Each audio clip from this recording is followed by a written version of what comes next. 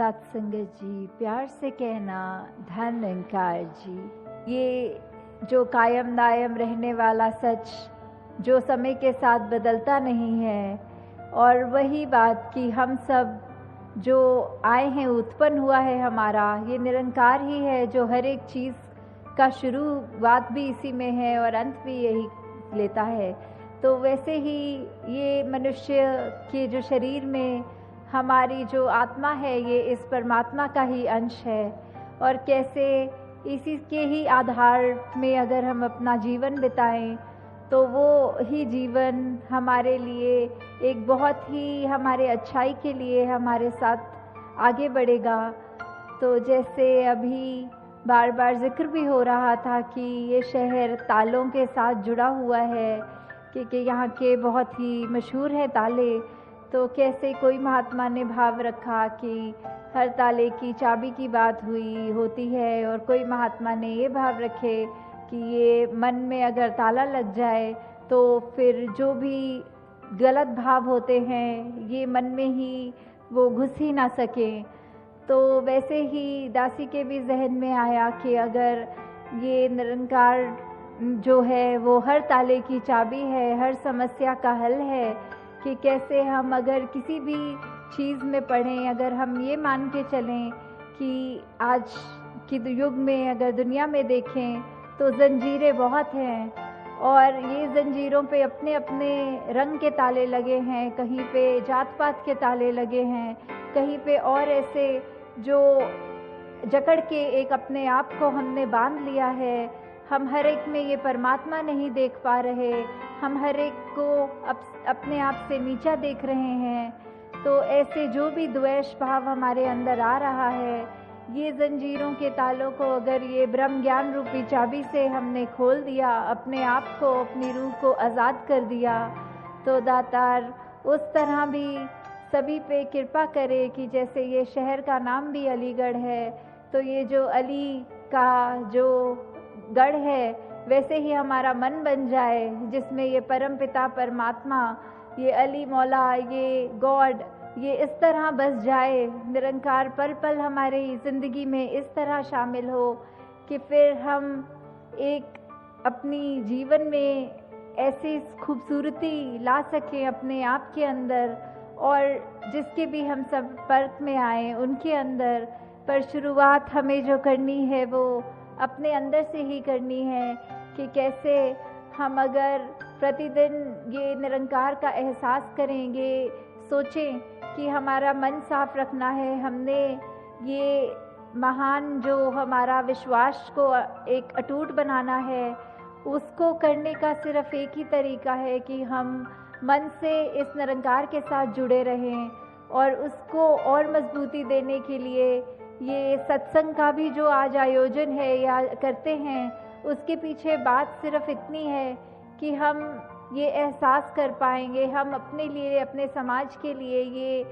एक universal brotherhood की जहाँ बात आती है, वासुदेव कुटुंबकम की बात आती है, ये उसी तरह हमने कैसे अपने आप में एक जो यूनिटी की बात आती है कि चाहे कितने भी भिन्न भिन्न दिखते हों, ये अंदर से एक होना वाली बात।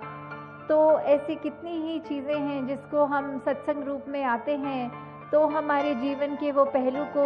ये शुद्ध विचार सुन सुन के वो और मजबूती मिलती है। तो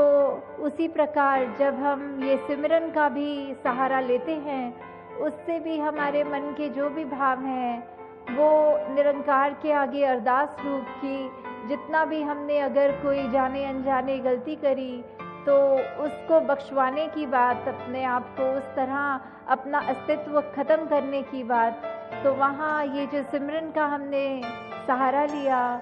और सेवा भी अपने मन से बात ये शुरू करें कि सेवा के लिए हमने पहले जो तैयारी करनी है वो अपने मन को दृढ़ करना है, वो अपने मन में वो भाव लाने हैं कि हम सभी के दास भावना रखते हुए कि सभी के दास हैं हम, तो ही सेवा का भी असली शुरुआत वो मन से तभी हो पाएगी। तो आज यहाँ सत्संग में जिस तरह आज आयोजन है, और अभी टूर की भी डिटेल्स आप सबने श्रवण करी कि कहाँ कहाँ प्रतिदिन जो सत्संग का एक शहर जिस जगह पे होंगे, तो आज जैसे काफ़ी आप में से महापुरुष समागम पे भी आपके दर्शन हुए और अभी फिर हुए, आगे भी ऐसे सबके होते रहें और दातार सभी पे कृपा करे कि वो भक्ति का जीवन जो हम एग्जाम्पल देते हैं कि पुराने समय में त्रेता द्वापर सतयुग हर में जो देते हैं वो उस समय उस युग की बात थी, और आज अगर कलयुग की बात आती है तो उसमें और इसमें अंतर सिर्फ क्या है, एक मनुष्य के मन की बात है। ब्रह्म ज्ञान भी वही था, ये सच्चाई ये भी तब भी वही अब भी वही, तो हमें क्यों मनुष्य बनने के लिए ये बार बार कहा जा रहा है। तो यही सच्चाई का अगर हम साथ लेते हैं, ये ब्रह्म ज्ञान का साथ लेते हैं, तो हमारे अंदर अपने आप ही वो मानवीय गुण आ जाएंगे जो हमको असली रूप में एक मनुष्य बनाते हैं। तो दास जी, और आप सबका समय ना लेते हुए इन्हीं शब्दों से आपकी आज्ञा लेगी सात संगत जी, धन निरंकार जी।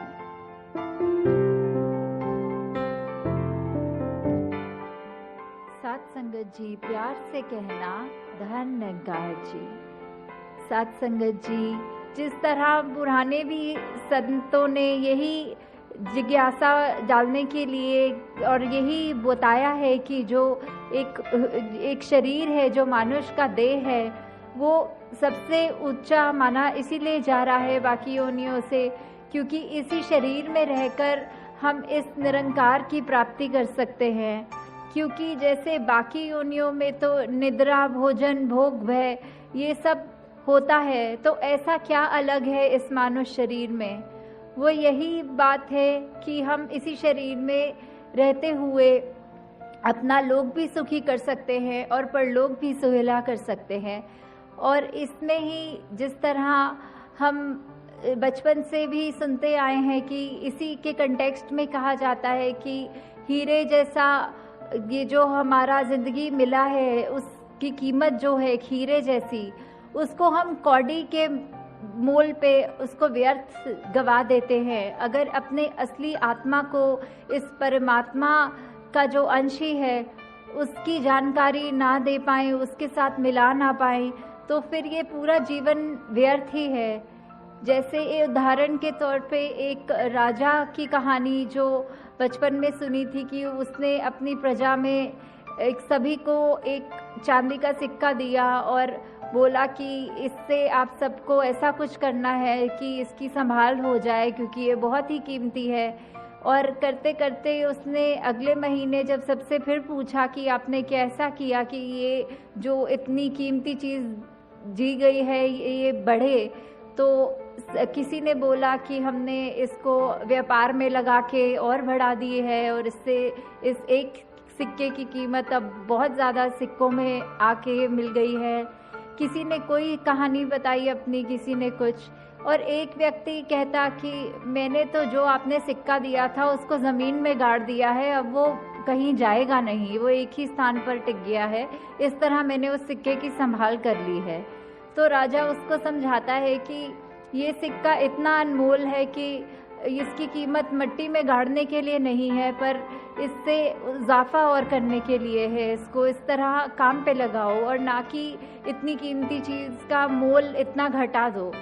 तो इसी कहानी के उदाहरण से जब हम ये सीख प्राप्त कर रहे हैं कि हम भी इस ज्ञान को प्राप्त तो कर चुके हैं, पर क्या हम उसका सही मूल अपनी ज़िंदगी में बिठा पा रहे हैं? क्या हम एक उस लाइट हाउस की तरह खुद जले हुए हैं जो औरों को दृश्य क्लियर करे या फिर रास्ता दिखाए, या उस तरह के जो वैल्यूज़ हैं वो हमारे अंदर क्या आ चुके हैं? जैसे संत हमेशा सत्संग में जब आते हैं तो अपना आईना देखने आते हैं कि जिस तरह वैसे तो हम कह देते हैं कि हमारी आँख सब कुछ देख रही है, पर अपना स्वयं का चेहरा हमारी वो आँख नहीं देख सकती। इसलिए हमें एक आईने की ज़रूरत पड़ती है, ताकि अगर उसी आँख में कोई बाल या कोई चीज़ पड़ गई है तो निकालने के लिए आईना ही वो हमको हमारी खामी दिखा सकता है। उसी तरह जहाँ सत्संग की तो ये महत्व है ही, और सेवा और सिमरन को भी हमें जीवन में ज़्यादा से ज़्यादा उतारना है। और तभी हमें ये भी साथ में अपने आप को एनालाइज करना है कि अगर जो भक्तों की जो अवस्था कही जाती है, संतों की अवस्था कही जाती है, तो हम उसमें अपने आप को देखें कि इतने युगों युगों से जिस तरह जो गुण बताए हैं संतों के, क्या वो सब हम में हैं, या अभी भी प्रतिदिन भी अगर कोई सत्संग करके भी हम अपनी उन खामियों को दूर नहीं कर पा रहे हैं। तो निरंकार से पल पल ये अरदास करें कि कभी भी अगर हम प्रतिदिन संगत भी जा रहे हैं तो उसका अभिमान ना करें, पर ये माने कि जिस तरह एक रेत में अगर एक रेत का कण उठा लें कि उतनी हमारा रोज का सत्संग सेवा सिमरन करना भी उतने के ही मूल्य है इतने बड़े रेगिस्तान में। तो वैसे ही निरंकार हम पे कृपा करे कि हम जहाँ खुद अपनी जागृति से अपने आप को हर पल निरंकार के सहारे, निरंकार के एहसास में पल पल बताएं अपना दिन, उसी तरह जो भी अपने निजी जीवन में हमसे जिससे हमारी बातचीत हो सके, या कोई प्रतिदिन कोई स्कूल की एज से, या वो घर बैठे पड़ोसियों से, या कामकाज के क्षेत्र में जिससे हम बात कर पाएँ, वो हमारे कर्म ही इतना हमको ऐसा बनाए, झलकाए वो हमारे कर्म हमारे अंदर कि सब अपने आप ही हमसे पूछें कि आप कौन सी सत्संग में जाते हो, अपने साथ आपके साथ ही मिले इस संगत आने को तैयार हों, और अपने आप को भी जहाँ उनकी आत्मा है जो अभी निरंकार से वंचित है, इस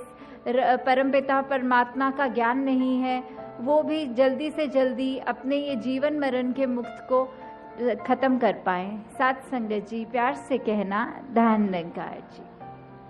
साथ संगत जी प्यार से कहना, धन निरंकार जी,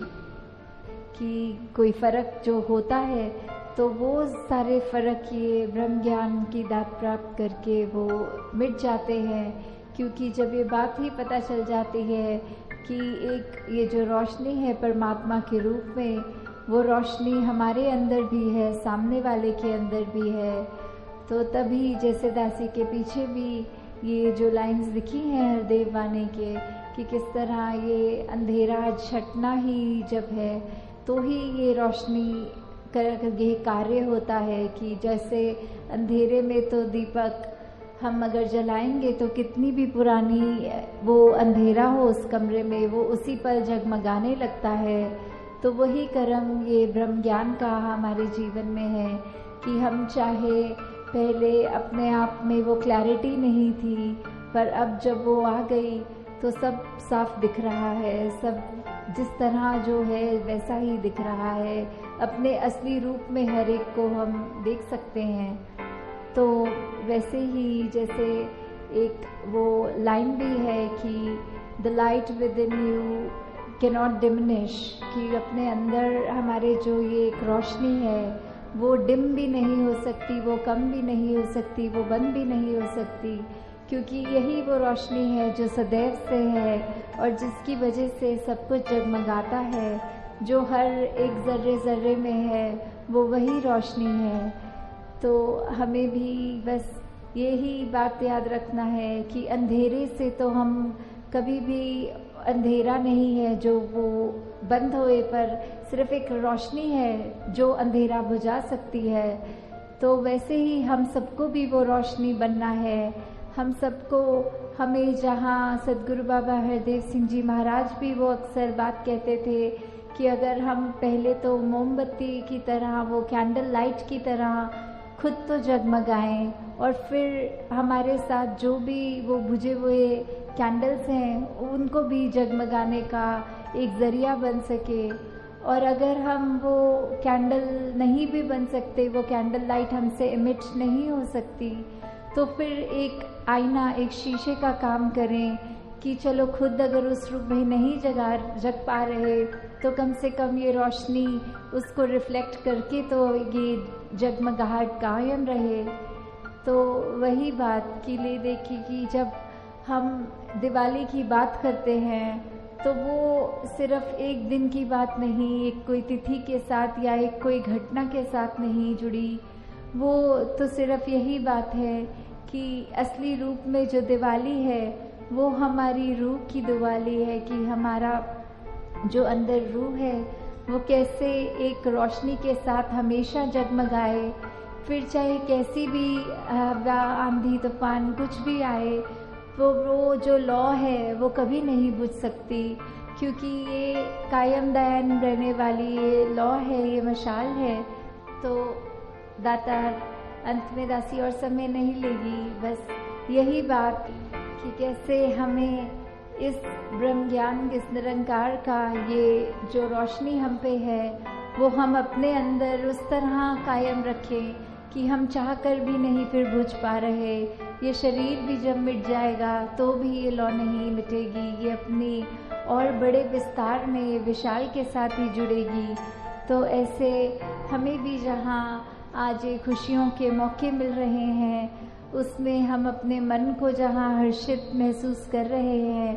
पर वहीं पर हम ये एक बात भी ये देखें कि अगर निरंकार नहीं, अगर ये कृपा नहीं, तो ये रोशनी हमारे अंदर होने के बावजूद हमें उस रोशनी का एहसास नहीं होता। तो हर पल वही बात जो दासी अक्सर हर सत्संग में कहती है कि कोई भी स्थिति हो, ये शुक्राना फैक्टर जो है वो कांस्टेंट रहना चाहिए उसमें। तो वही कि हम जहाँ पर खुद भी कुछ भी करने के काबिल नहीं, वहाँ हमको ये ब्रह्म ज्ञान प्राप्त करके इतना बड़ा दर्जा मिल जाता है कि हम ब्रह्म ज्ञानी हो जाते हैं। हम वो एक महात्मा रूप में, एक जो बात बोली जाती है कि हर एक को वो इतना एलिवेशन, वो एक उभर के कि बाकी सब एक है, और हम अगर ऐसी कोई दात प्राप्त कर गए हैं तो हमारी भी उस दात की वजह से जो कीमत बढ़ी है,